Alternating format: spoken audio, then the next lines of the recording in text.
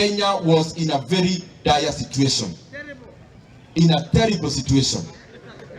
Our debt levels were growing at an unprecedented rate. Our inflation, if you compare last year, it was around 13%.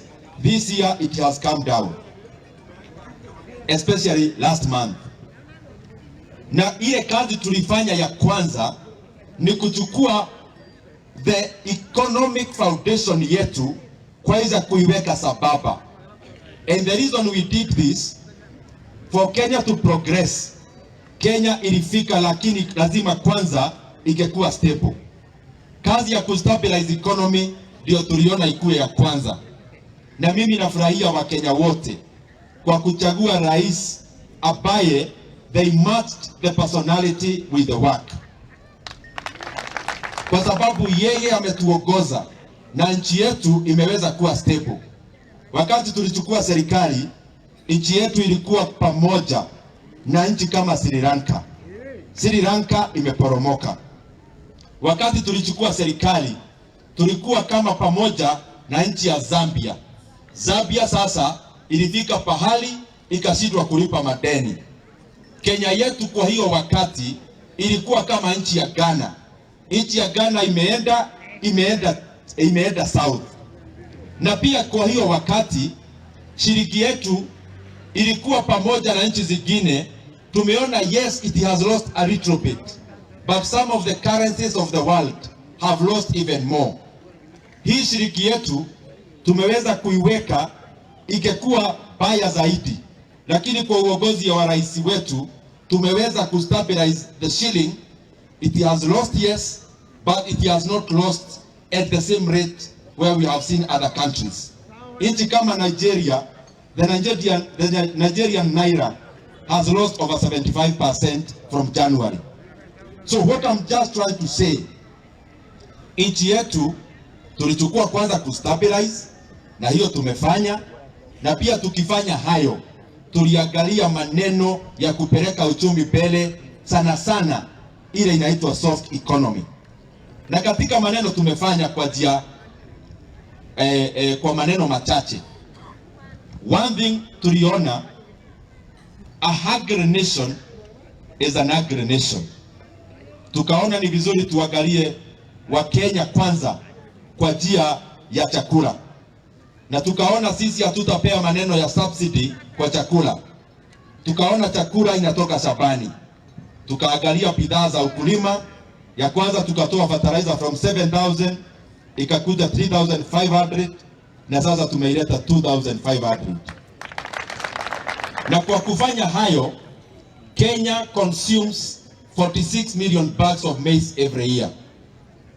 But Kenya has been producing 40 million bags of maize every year. Kenya consumes 46 million bags, but we produce only 40 million bags. Tumekuwa na gap every year of 6 to 10 million bags ambayo tunaagiza kutoka nje. Kwa hiyo uongozi ya kuweka subsidy kwa inputs. Sasa Kenya tunatarajia this harvest ambayo tuko nayo sasa, we are going to harvest in one season over 45 million bags of maize. So tukiangalia Kenya, we will have enough maize to feed ourselves and also to sell to our neighbors. Pia tumeangalia maneno ya ukulima wa dairy. Na ndio maana tumeondoa kodi katika ile bidhaa inatengeneza chakula za mifugo yetu. Pia tumeangalia wakulima kama wa cotton. Tumewapea 17 tons of seeds ya kupata cotton, ndio tuendelee na kupea nguvu wakulima wetu. Na ndio maana nikiwa hapo, mimi naunga mkono Mheshimiwa Nyakudi. Sisi tunashikilia wakulima. Sisi we are representatives of farmers. Kwa sababu pia Kiharu tuko na wakulima. Na tumesema yes, tunataka tulete bei ya unga chini. Lakini kuleta bei ya unga chini cannot be at the expense of the profit of the farmer. Kama unga inateremuka, unga haitateremshwa na maneno ya mkulima kuambiwa auze mahindi yake bei ya chini. Yule mkulima alienda kwa shamba akalima. Yeye alienda kwa shamba akalima kwa sababu alikuwa anaona biashara ya ukulima. So sisi tumesema na tumeweka pesa kwa budget. Mahindi ya wakulima itanunuliwa na pesa ya juu, ndio mkulima aweke pesa kwa mfuko. Pia kwa hii budget na hiyo mwaka moja tumeweka 630 billion Kenya shillings. Close to 30% of our budget inaenda kwa elimu. Kwa nini? Mheshimiwa wetu retired President Moi ambaye ametoka hapa hangekuwa rais kama hangesoma. Rais wetu William Samoei Ruto, Mungu amemjalia na kwa kupitia pia masomo. Vile najaribu kusema ni hivi: kutosanisha mtoto wa mwenye mapato ya chini na yule wa mwenye mapato ya juu, ile inafanya equalization ni masomo. Na ndio maana tumeweka ile fedha mingi sana ya bajeti yetu tumeweka katika elimu. Tumeweka JSS 15 billion tukapandisha ikafika 25 billion. Higher Education Loans Board tumetoa 15 billion tukapeleka 30 billion. And I want to assure all the parents of Kenya, katika hii mfumo tumeleta ya masomo ya universities and colleges, tumeweza kuweka formula ambayo ile fee ya juu zaidi mzazi analipa ni only 7%. Na kwa wale wamereport in our universities wako from first years, 45,000 students wataenda university na wasome, na pesa yote ya tuition na masomo 45,000 of them ni serikali italipa yote. Wale wanaenda katika Tibet tumewekea fedha pia, kwa sababu tunataka to create a very stable working base in Kenya, so that as Kenya grows, our young brothers and sisters can also take part in the growth of our economy. Sijui kama tunakubaliana hapo. Kitu kingine tumefanya kama serikali tukiongozwa na rais wetu, mnajua hawa wazazi wetu wakifika 70 years tunawasaidia kama serikali na cash transfer. Lakini the last time they were registered was in 2017 wakati wa kura.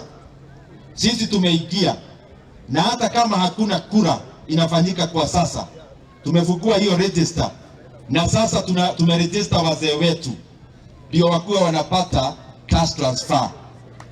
And kama serikali will be registering over 500,000 more ambao tutakuwa tunasaidia na cash transfer.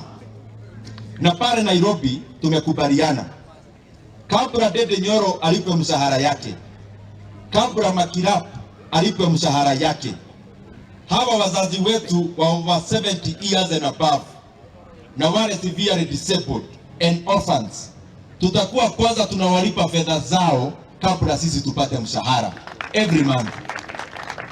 Na pia tunakarabati formula ya kulipa cash transfer. Instead of hawa wazazi wetu wanaenda kukiu katika bank, tutakuwa tunawatumia pesa kwa M-Pesa, wanatolea nyumbani ile inawakaribia. So tuko na mipango mingi. Hizi barabara kama hizi zimetajwa na mheshimiwa wetu MCA, na ile imetajwa pia na Makirap. Tumeweka 250 billion ya kujenga mabarabara zetu, kwa sababu tunataka tukamilishe zile zinaendelea, alafu tuanze hizi zingine sasa tukienda mbele. Iko mengi, lakini najua rais ameendelea kuyasema na mengi tunaielewa. Sasa mtaniruhusu niseme tu machache ya nchi ndio tuende kwa harambee. Ya kwanza, mimi